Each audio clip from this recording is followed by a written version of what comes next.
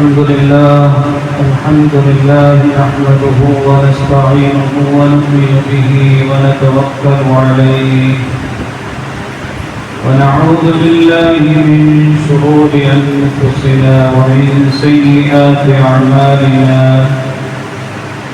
من يهده الله فلا مضل له ومن يضلل فلا هادي له وأشهد أن لا إله إلا الله وحده لا شريك له لا ضد له ولا ند له ولا مثيل ونشهد أن محمدا عبده ورسوله وحبيبه وخليله بلغ الرسالة وأدى الأمانة وصلى الله عليه وعلى آله وأصحابه وبارك وسلم تسليما كثيرا كثيرا أما بعد فأعوذ بالله من الشيطان الرجيم بسم الله الرحمن الرحيم ومن آياته أن خلق لكم من أنفسكم أزواجا لتسكنوا إليها وجعل بينكم مودة ورحمة إن في ذلك لآيات لقوم يتفكرون صدق الله العظيم إنما الأعمال بالنيات وإنما لامرئ ما نوى فمن كانت هجرته إلى دنيا يصيبها أو إلى امرأة ينكحها فهجرته إلى ما هاجر إليه صدق رسوله النبي الكريم സർവശക്തനായ അല്ലാഹു സുബ്ഹാനഹു വ തആല നാം ഏവരെയും അനുഗ്രഹിക്കുമാറാകട്ടെ. അല്ലാഹു സുബ്ഹാനഹു വ തആല മനുഷ്യരായ നമുക്ക് ഈ ഭൗതിക ലോകത്ത് ഒരു ജീവിതം അനുവദിച്ചിരിക്കുകയാണ്. അല്ലാഹുവിനെ തൃപ്തിപ്പെടുത്തി അല്ലാഹുവിന്റെ വിധി വിലക്കുകൾ പാലിച്ചുകൊണ്ട് നാം ഓരോരുത്തരും പാരത്രിക ജീവിതത്തിലേക്ക് എത്തിച്ചേരണം. ഈ ഭൗതിക ലോകത്ത് മനുഷ്യരായ നമ്മുടെ ഉള്ളിൽ അല്ലാഹു സുബ്ഹാനഹു വ തആല സന്നിവേശിപ്പിച്ചിരിക്കുന്ന ഒരു ഘടകമാണ് ശഹ്വത്ത് വികാരം. ഈ വികാരം പൂർത്തിയാക്കുന്നതിനു വേണ്ടി അല്ലാഹു തന്നെ നിശ്ചയിച്ചിരിക്കുന്ന വളരെ സുന്ദരമായ ഒരു മാർഗമാണ് വിവാഹം. വിവാഹത്തിലൂടെ മനുഷ്യന്റെ ഉള്ളിൽ നിന്ന് പൊന്തി വരുന്ന വികാര വിചാരങ്ങളെ വളരെ കൃത്യമായ നിയന്ത്രണത്തിൽ പൂർത്തീകരിക്കാൻ കഴിയും. അതുകൊണ്ട് തന്നെ അല്ലാഹു സുബ്ഹാനഹു വ തആല മാനവകുലത്തിന് ഉത്ബോധനത്തിനു വേണ്ടി നിയോഗിച്ചയച്ച പ്രവാചകന്മാരൊക്കെ വിവാഹിതരായിരുന്നു. വിശുദ്ധ ഖുർആനിൽ അല്ലാഹു പറയുന്നുണ്ട്, വലഖദ് അർസൽനാ റസൂലൻ മിൻ ഖബ്ലിക വജഅൽനാ ലഹും അസ്വാജൻ വദുരിയ്യ. ഏ മുഹമ്മദേ, നിങ്ങൾക്ക് മുമ്പ് ധാരാളം ദൂതന്മാരെ പ്രവാചകന്മാരെ നാം നിയോഗിച്ചയച്ചിട്ടുണ്ട്. വജഅൽനാ ലഹും അസ്വാജൻ വദുരിയ്യ. ആ പ്രവാചകന്മാർക്കൊക്കെ വിവാഹത്തിലൂടെ ഇണകളെ നാം പ്രദാനം ചെയ്തിട്ടുണ്ട്, സന്താനങ്ങളെയും പ്രദാനം ചെയ്തിട്ടുണ്ട്. ലോകത്തിന്റെ നായകൻ ഇമാമുൽ അംബിയ, എല്ലാ പ്രവാചകന്മാരുടെയും ഇമാമായ മുഹമ്മദ് റസൂലുള്ളാഹി സല്ലല്ലാഹു അലൈഹി വസല്ലം നിങ്ങൾ വിവാഹിതരായിരുന്നു. അവിടുന്ന് പറയുകയുണ്ടായി, അൽ നിക്കാഹു മിൻ സുന്നതി, വിവാഹം എന്റെ നടപടിക്രമത്തിൽപ്പെട്ടതാണ്. എന്താണ് വിവാഹം? ഒന്ന്, വിവാഹം അല്ലാഹുവിന്റെ അത്ഭുതകരമായ ഒരു ദൃഷ്ടാന്തമാണ്. ദൃഷ്ടാന്തം എന്ന് പറഞ്ഞു കഴിഞ്ഞാൽ അള്ളാഹുവിന്റെ അസ്തിത്വം ഉണ്ട് എന്നതിലേക്കുള്ള തെളിവാണ്. അള്ളാഹുവിന്റെ ഏകത്വത്തെ വിളിച്ചറിയിക്കുന്ന മഹാസത്യമാണ് വിവാഹം. വിശുദ്ധ ഖുർആനിൽ അല്ലാഹു സുബ്ഹാനഹു വ തആല സൂറത്തു റൂമിൽ അള്ളാഹുവിന്റെ അസ്തിത്വത്തെ സ്ഥിരീകരിക്കുന്ന ദൃഷ്ടാന്തങ്ങളെ കുറിച്ച് വിവരിച്ചപ്പോൾ ആദ്യമായി പ്രതിപാദിച്ചത് വിവാഹത്തിലൂടെ നിലവിൽ വരുന്ന ഇണസങ്കല്പത്തെ കുറിച്ചാണ്. ومن آياته أن خلق لكم من أنفسكم أزواجا لتسكنوا إليها وجعل بينكم مودة ورحمة إن في ذلك لآيات لقوم يتفكرون. ومن آياته അല്ലാഹുവിന്റെ ദൃഷ്ടാന്തങ്ങളിൽപ്പെട്ടതാണ് അന്ന ഖലഖ ലക്കും മിൻ അൻഫുസികും അസ്വാജാ, നിങ്ങളിൽ നിന്ന് തന്നെ നിങ്ങൾക്ക് ജീവിക്കാനുള്ള ഇണകളെ അവൻ ഒരുക്കി എന്നുള്ളത്. മനുഷ്യർക്ക് ജീവിക്കാനുള്ള ഇണകളെ മനുഷ്യരിൽ നിന്ന് തന്നെ, അഥവാ നമ്മുടെ ഇണകൾ മനുഷ്യേതര ജന്തുക്കളോ ജീവികളോ ആയിരുന്നു എങ്കിൽ എത്ര ദുഷ്കരമാകുമായിരുന്നു നമ്മുടെ ജീവിതം. നമ്മളിൽ നിന്ന് തന്നെയുള്ള ഇണകളെ അല്ലാഹു സുബ്ഹാനഹു വ തആല നമുക്ക് ജീവിക്കാൻ വേണ്ടി നിശ്ചയിച്ചു നൽകി എന്നത് അല്ലാഹുവിന്റെ ദൃഷ്ടാന്തങ്ങളിൽപ്പെട്ടതാണ്. എന്നിട്ട് ഈ വിവാഹത്തിന്റെ ലക്ഷ്യത്തെ കുറിച്ച് അല്ലാഹു വളരെ കൃത്യമായി പറയുകയാണ്.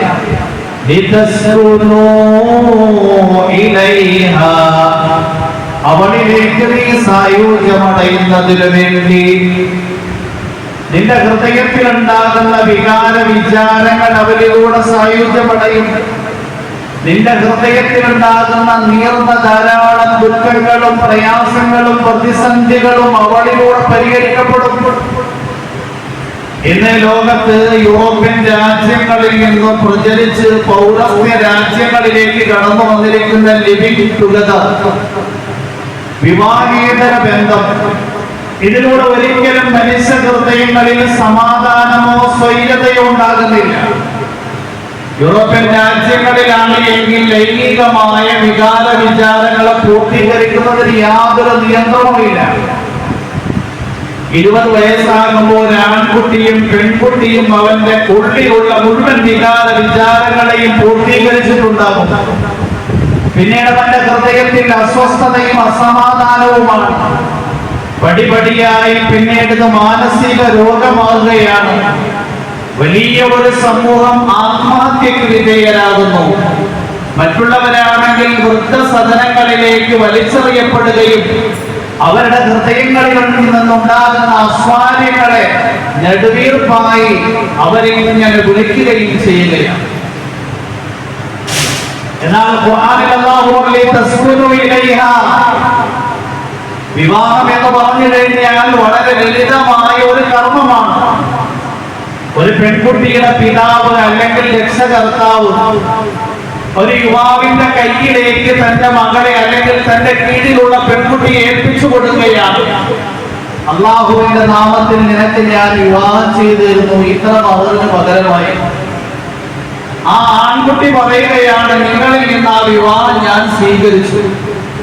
ഇത് പറയാനും കേൾക്കാനും ഒരു 2 മിനിറ്റ് മതി. ഈ 2 മിനിറ്റ് കൊണ്ട് നിലവിൽ വരുന്ന ഒരു വിവാഹ ബന്ധം, അതിലൂടെ ഉടലെടുക്കുന്ന ഇണസങ്കല്പം, അതിലൂടെ ഹൃദയത്തിലുണ്ടാകുന്ന വിപ്ലവാത്മകമായ ഒരു പരിവർത്തനം, രണ്ടുപേരുടെയും ഹൃദയത്തിൽ പരസ്പരം സ്നേഹവും ആദരവും ബഹുമാനവും, രണ്ടുപേരും തങ്ങളുടെ സങ്കടങ്ങൾ പരസ്പരം പങ്കുവെച്ചുകൊണ്ട് സമാധാനമടയുന്നു. രണ്ടുപേരും അവരുടെ ഉള്ളിലുള്ള വികാര വിചാരങ്ങളെ സായുജ്യമടയ്ക്കുന്നു. 1 മിനിറ്റ് 2 മിനിറ്റ് കൊണ്ട് അല്ലാഹു നിശ്ചയിച്ച വിവാഹത്തിലൂടെ ഹൃദയത്തിൽ ഇത്രയും വലിയ ഒരു പരിവർത്തനം ഉണ്ടാകുന്നുവെങ്കിൽ ഇതിനെ കൊണ്ടുവന്നവൻ അല്ലാഹു അല്ലാതെ മറ്റാരാണ്? അങ്ങനെ സമാധാനം ഉണ്ടാകണമെങ്കിൽ ലിവിംഗ് ടുഗദറിലൂടെ, വിവാഹേതര ബന്ധങ്ങളിലൂടെ അവന്റെ ലൈംഗിക ഇച്ഛകളും വികാരങ്ങളും പൂർത്തിയാകുമ്പോഴും ഈ സമാധാനം സ്ഥായിയായി നിലനിൽക്കും.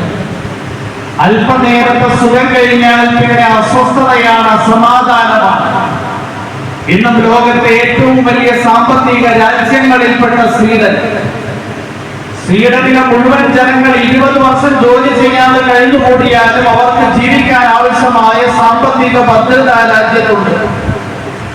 ഏതെങ്കിലും ഒരാൾക്ക് ജോലിയില്ല എങ്കിൽ ഗവൺമെന്റിനെ അറിയിച്ചാൽ മതി, 20,000 രൂപ അയാൾക്ക് ചിലവിന് വേണ്ടി നൽകും. വീടില്ല എങ്കിൽ ഗവൺമെന്റിനെ അറിയിച്ചാൽ വീട് വെച്ച് നൽകും. ചികിത്സയ്ക്ക് വേണ്ടി കാത്തുണ്ട് 1 കോടിയല്ല 10 കോടി ചികിത്സയ്ക്ക് ആവശ്യം വന്നു കഴിഞ്ഞാലും ആ ചികിത്സ പൂർണ്ണമായും അതിന്റെ ചിലവ് ഗവൺമെന്റ് വഹിച്ചു കൊടുക്കും. ഇത്രയും സാമ്പത്തികമായ ഭദ്രതയുള്ള രാജ്യമാണ് സ്വീഡൻ. അതിന്റെ കൂട്ടത്തിൽ തന്നെ ആ രാജ്യത്തിനെ സെക്സ് ഫ്രീ കൺട്രിയായി പ്രഖ്യാപിച്ചിരിക്കുകയാണ്. മനുഷ്യന്റെ ഉള്ളിൽ നിന്ന് പൊന്തി വരുന്ന വികാര വിചാരങ്ങളെ അനിയന്ത്രിതമായി പൂർത്തിയാക്കാനുള്ള അവസരമുണ്ട്. എവിടെ വെച്ചും എപ്പോഴും അത് പൂർത്തീകരിക്കാം. ഇപ്പൊ ലോകത്തെ ഏറ്റവും നല്ല ജീവിതം നയിക്കുന്നത് സ്വീഡൻകാരായിരിക്കും. കാരണം സാമ്പത്തിക ഭദ്രതയുണ്ട്. രണ്ടാമത് അവന്റെ വികാരങ്ങളെ എല്ലാ നിലയിലും പൂർത്തീകരിക്കാനുള്ള അവസരവുമുണ്ട്. എന്നാൽ ലോകത്ത് ഏറ്റവും കൂടുതൽ ആത്മഹത്യ നടക്കുന്ന രാജ്യങ്ങളിൽപ്പെട്ട ഒരു രാജ്യമാണ് സ്വീഡൻ. എന്തുകൊണ്ടാണ് മനുഷ്യൻ അവന്റെ ജീവനെ തന്നെ ഹനിച്ചുകൊണ്ട് ആത്മഹത്യക്ക് വിധേയനാകുന്നത്? ഹൃദയത്തിൽ നിന്ന് സമാധാനവും സ്വൈരതയും നഷ്ടപ്പെടുമ്പോഴാണ്. വിവാഹേതര ബന്ധങ്ങളിലൂടെ യഥാർത്ഥത്തിൽ സമാധാനം നഷ്ടപ്പെടുകയാണ്. അസ്വാരങ്ങളും അസ്വസ്ഥതകളും പ്രതിസന്ധികളും ഹൃദയത്തെ പിടികൂടുകയും പടിപടിയായി ഒന്നുകിൽ അവൻ മാനസിക രോഗിയാകുകയും അല്ലെങ്കിൽ മാനസികമായ ഡിപ്രഷന്റെ പേരിൽ ആത്മഹത്യക്ക് വിധേയനാകുകയും ചെയ്യുകയാണ്. എന്നാൽ ഖുർആൻ മനുഷ്യ സമൂഹത്തിന്റെ മുന്നിൽ വളരെ സുന്ദരമായ, വളരെ ചുരുങ്ങിയ സമയം കൊണ്ട് നടക്കുന്ന വിവാഹ ബന്ധത്തിലൂടെ ഹൃദയത്തിൽ മരണം വരെയും സന്തോഷവും സമാധാനവും പ്രദാനം ചെയ്യുകയാണ്.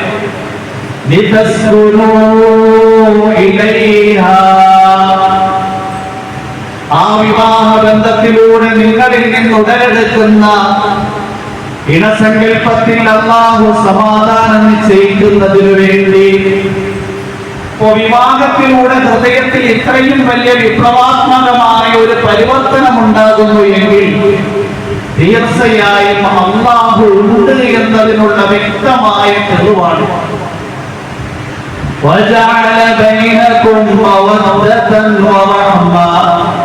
അല്ലാഹു നിങ്ങളുടെ ഇടയിൽ സ്നേഹത്തിനെയും കാരുണ്യത്തെയും നിശ്ചയിച്ചു. ഏതാണ് വാക്കുകൾ പറഞ്ഞ വിവാഹബന്ധത്തിൽ ഭാര്യയായി ഭർത്താവായി, പിന്നീട് ഭാര്യയ്ക്ക് രോഗം വന്നു കഴിഞ്ഞാൽ ഭർത്താവിന് പ്രയാസമാണ്. അവളെ ആ രോഗത്തിൽ നിന്ന് മോചിപ്പിക്കാൻ വേണ്ടി എത്ര സമ്പത്തും ചെലവഴിക്കാൻ തയ്യാറാണ്. ഭർത്താവിന് രോഗമെന്നറിഞ്ഞു കഴിഞ്ഞാൽ ഭാര്യ അങ്ങേയറ്റം പ്രയാസത്തിലാകുകയാണ്. എങ്ങനെയും രോഗത്തിൽ നിന്ന് മുക്തമാക്കാൻ എന്ത് നിലയിലുള്ള സാമ്പത്തിക ചെലവും അവളും വഹിക്കാൻ തയ്യാറാണ്.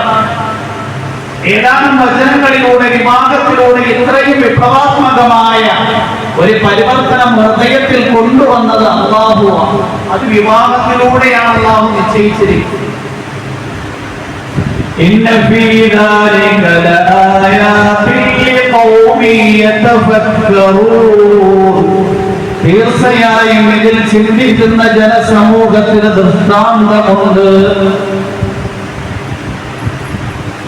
അതുകൊണ്ട് അല്ലാഹുവിന്റെ പ്രവാചകൻ മുഹമ്മദ് റസൂലുള്ളാഹി സല്ലല്ലാഹു അലൈഹി വസല്ലം തങ്ങൾ ലോകത്തുള്ള യുവ സമൂഹത്തിനെ വിളിച്ചുകൊണ്ട് ഉദ്ബോധനം നടത്തുകയാണ്. യാ മഅ്ശറ ശബാബ്, അല്ലയോ യുവാക്കളുടെ സമൂഹമേ, മനിസ്തതഅ മിൻകുമുൽ ബാഅത ഫൽയതസവ്വജ് ഫഇന്നഹു അഗദ്ദു ലിൽബസരി വഅഹ്സനു ലിൽഫർജ് ومن لم يستطع فعليه بالصوم فإنه له وجاء. ഈ യുവാക്കളുടെ സമൂഹമേ, നിങ്ങൾ ഓരോരുത്തരും നിങ്ങളുടെ ഇണയ്ക്ക് ചെലവ് കൊടുക്കാൻ കഴിവുള്ളവരാണ് എങ്കിൽ ആ നിലയിലുള്ള സാമ്പത്തികമായ ഭദ്രതയും നിങ്ങൾക്ക് തൊഴിലും ജോലിയും ഉണ്ട് എങ്കിൽ അവർ വിവാഹം ചെയ്തു കൊള്ളട്ടെ.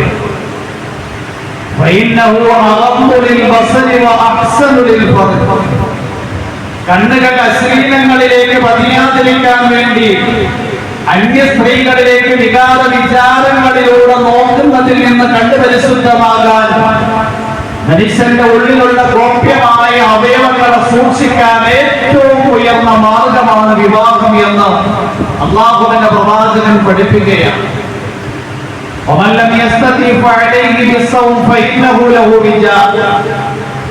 ഇനി വിവാഹം ചെയ്ത് ഭാര്യയെ പോറ്റാനുള്ള സാമ്പത്തിക ഭദ്രതയില്ല എങ്കിൽ വ്രതം അനുഷ്ഠിച്ചുകൊണ്ട് അവന്റെ വികാര വിചാരങ്ങളെ നിയന്ത്രണം ഏർപ്പെടുത്തിക്കൊള്ളട്ടെ. വിവാഹത്തിലൂടെ അല്ലാഹു സുബ്ഹാനഹു വ തആല പാതിവ്രത്യം ഉദ്ദേശിച്ചുകൊണ്ടാണ് വിവാഹം ചെയ്യുന്നത് എങ്കിൽ അല്ലാഹു സുബ്ഹാനഹു വ തആല വിവാഹത്തിന്റെ ബറക്കത്ത് കൊണ്ട് സാമ്പത്തികമായ പുരോഗതി നൽകിയേക്കാം. ഖുർആനിൽ അല്ലാഹു സുബ്ഹാനഹു വ തആല പറയുന്നുണ്ട്, വഅൻകിഹുൽ ലയാമ മിൻകും വസ്സാലിഹീന മിൻ ഇബാദികും വഇമാഇകും ഇയകൂനു ഫുഖറാ യുഗ്നിഹുമുല്ലാഹു മിൻ ഫദ്ലി വല്ലാഹു വാസിഉൻ അലീം.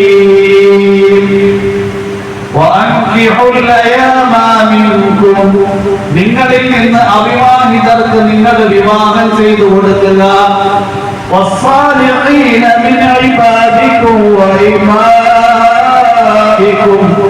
നിങ്ങളുടെ കീഴിലുള്ള പുരുഷന്മാരിൽ നിന്നുള്ള അടിമകൾക്കും അടിമ സ്ത്രീകൾക്കും നിങ്ങൾ വിവാഹം ചെയ്തു കൊടുക്കുക.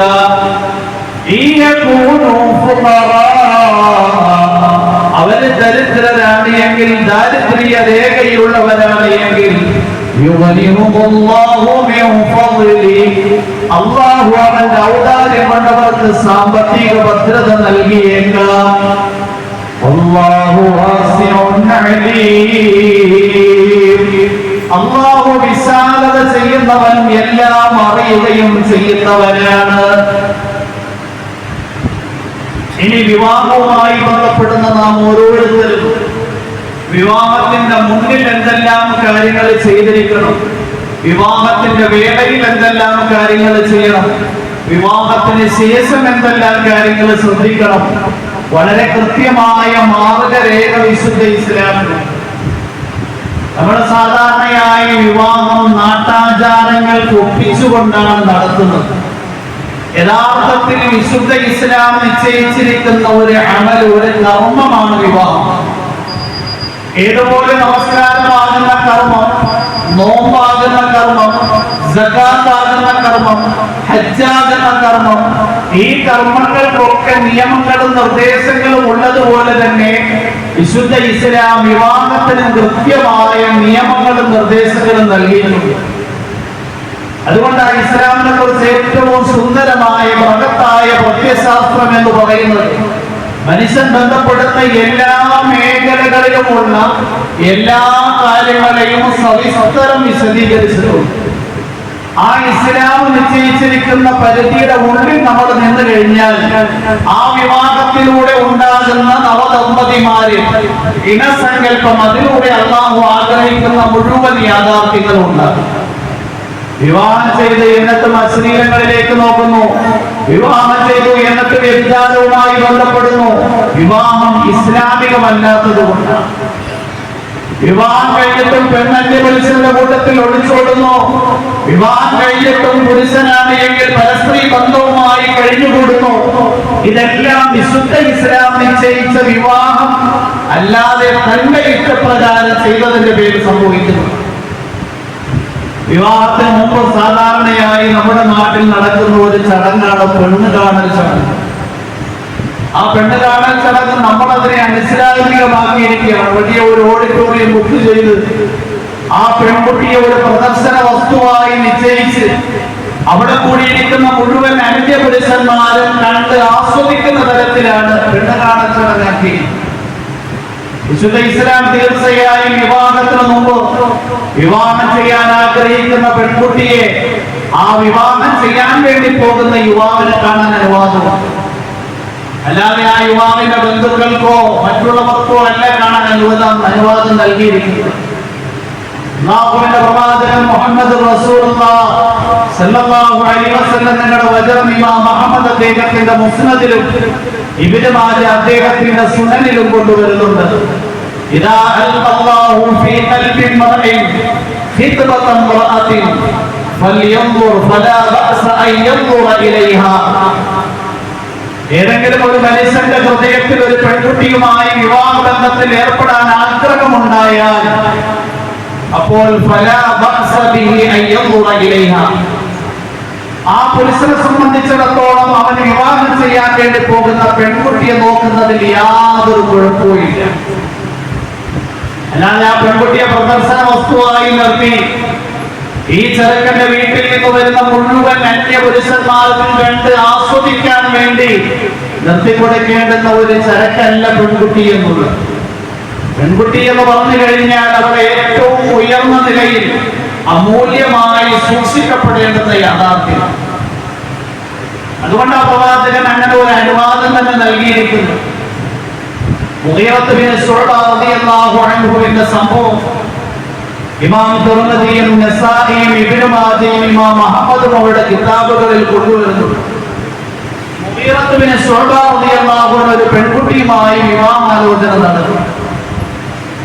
മുഗീറത്ത് ബിൻ ശുഅബ റളിയല്ലാഹു അൻഹു തന്നെ ആ സംഭവം വരികയാണ്.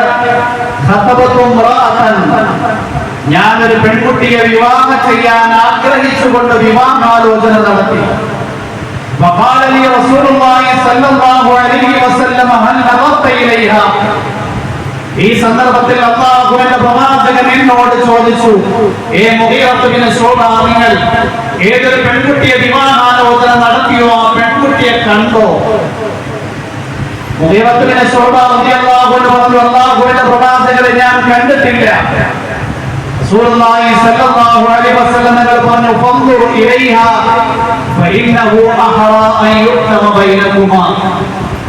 തീർച്ചയായും നീ വിവാഹം ചെയ്യാൻ വേണ്ടി പോകുന്ന പെൺകുട്ടി ഒന്ന് കാണണം. എന്തുകൊണ്ടാ? വിവാഹം എന്ന് പറഞ്ഞു കഴിഞ്ഞാൽ ഒരു വർഷം കൊണ്ടോ ഒരു മാസം കൊണ്ടോ 10 വർഷം കൊണ്ടോ അവസാനിക്കേണ്ടുന്ന ഒരു ബന്ധമല്ല. മരണം വരെയും ഭദ്രമായി സുദൃഢമായി നിലനിൽക്കേണ്ടുന്ന ഒരു ബലിഷ്ഠമായ ഉറപ്പുള്ള ബന്ധമാണ്. ആ ബന്ധം മരണം വരെയും വളരെ കൃത്യമായി നിലനിൽക്കാൻ ഏറ്റവും പ്രയോജനപ്രദമാണ് നീ പെണ്ണ് കാണുക എന്ന ചടങ്ങ് നിർവഹിക്കൽ. നമ്മുടെ നാട്ടിൽ നടക്കുന്ന പെണ്ണ് കാണുന്നില്ല.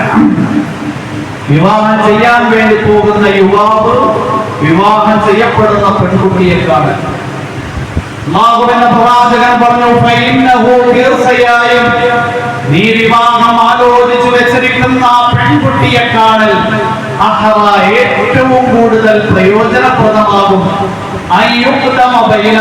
നിങ്ങൾ രണ്ടുപേരുടെയും ഇടയിലുള്ള ബന്ധം ഊഷ്മളമായി മരണം വരെയും നിലനിൽക്കാൻ. അതുകൊണ്ട് വിവാഹം കഴിച്ച് ഒരാഴ്ച വരെയും ഭർത്താവിനെ കുറിച്ച് ചോദിച്ചു കഴിഞ്ഞാൽ പെൺകുട്ടി വാചാലയായിരിക്കും. എനിക്ക് കിട്ടിയിരിക്കുന്ന ഭർത്താവാണ് എങ്കിൽ ഇത്രയും നല്ല സ്വഭാവമുള്ള, ഇത്രയും നല്ല അനുകമ്പയുള്ള, ഇത്രയും നല്ല സ്നേഹമുള്ള മറ്റൊരാളും ഉണ്ടാകില്ല. ഒരു വർഷം കഴിഞ്ഞ് ഒരു കുട്ടിയൊക്കെ ഉണ്ടായെങ്കിൽ ചോദിച്ചു കഴിഞ്ഞാൽ എന്ത് ചെയ്യാനാ? കുട്ടിയായി പോയില്ലേ, ഇനി മരിക്കുന്നത് വരെ സഹിക്കുക. മരണം വരെയും ഭാര്യ ഭർത്താവിന്റെ ഇടയിലുള്ള ബന്ധം ഊഷ്മളമായി നിലനിൽക്കാൻ അനിവാര്യമാണ് പെണ്ണ് കാണുക. ഞാൻ വിവാഹം ചെയ്യുന്ന പെൺകുട്ടി ഇതാണ്. അല്ലാഹുവിന്റെ പ്രവാചകൻ പഠിപ്പിക്കുകയാണ്. ഇതുപോലെ തന്നെ നമ്മുടെ നാട്ടിലുള്ള ബ്രോക്കർ സംവിധാനമുണ്ട്.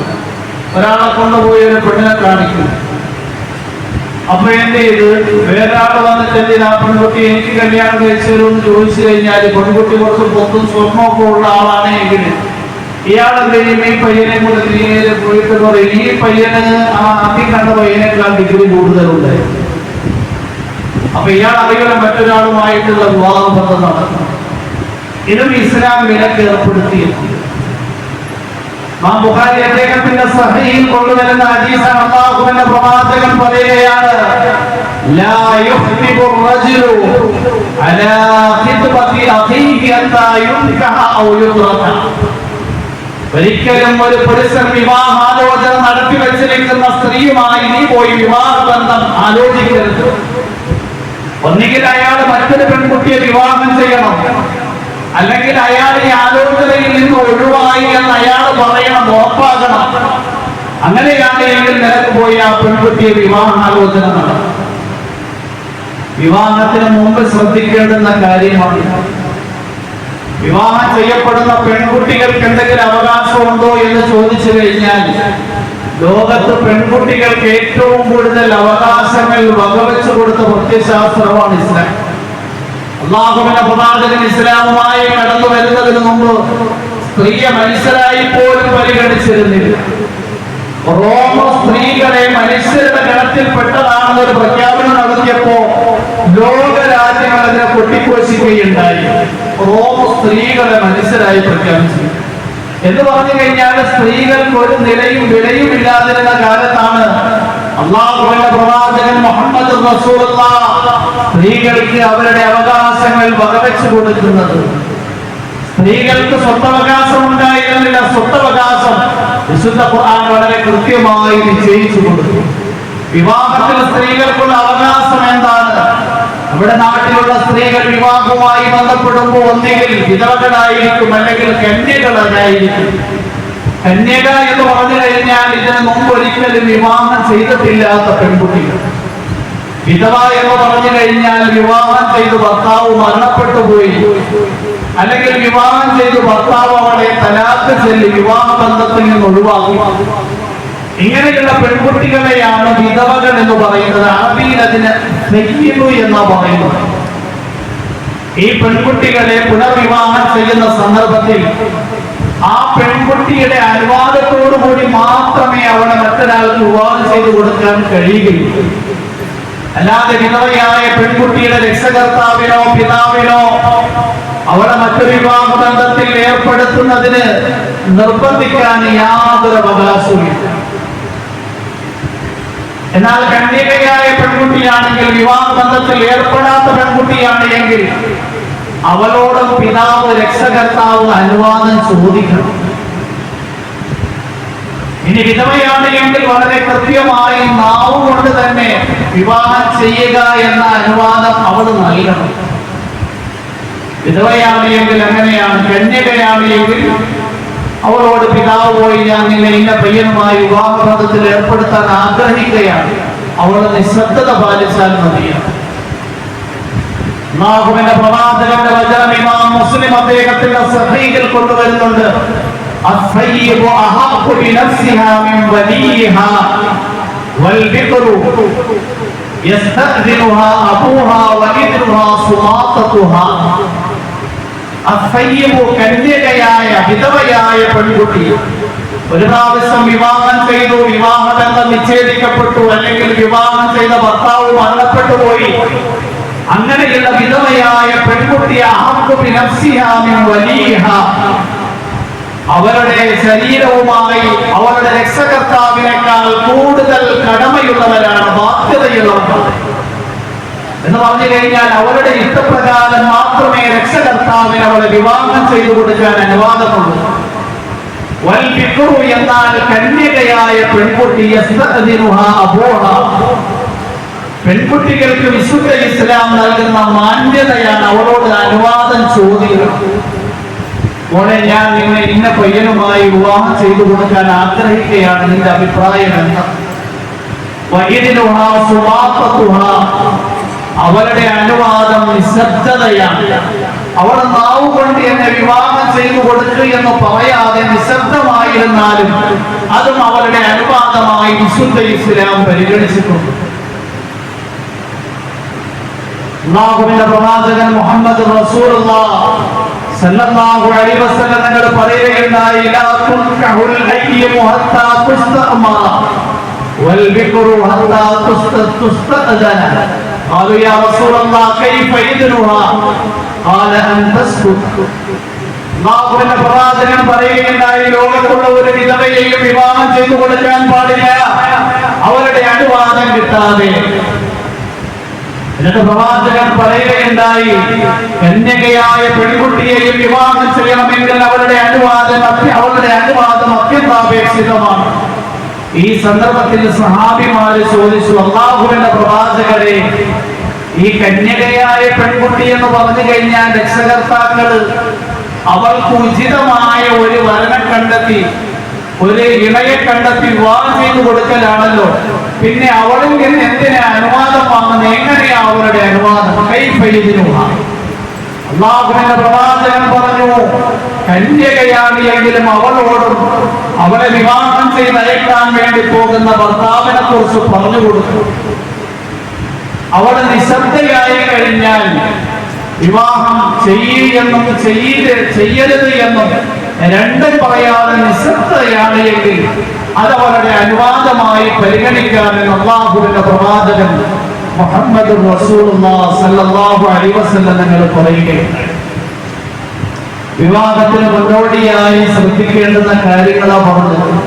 ഇനിയുള്ള ആഴ്ചകളിൽ ഇൻഷാ അല്ലാഹ് വിവാഹത്തിന്റെ വേളകളിൽ ശ്രദ്ധിക്കേണ്ടുന്ന കാര്യങ്ങൾ ഓരോന്നായി പടിപടിയായി നമുക്ക് ചർച്ച ചെയ്യാം. നമ്മൾ ഓരോരുത്തരും വളരെ കൃത്യമായി മനസ്സിലാക്കുകയും നമ്മുടെ ജീവിതത്തിൽ, നമ്മുടെ സന്താനങ്ങളിൽ ഇത് പ്രാക്ടിക്കലായി കൊണ്ടുവരികയും ചെയ്യണം. കാരണം വിവാഹത്തിലൂടെയാണ് സന്താനങ്ങളും തലമുറകളും ഉണ്ടാകുന്നത്.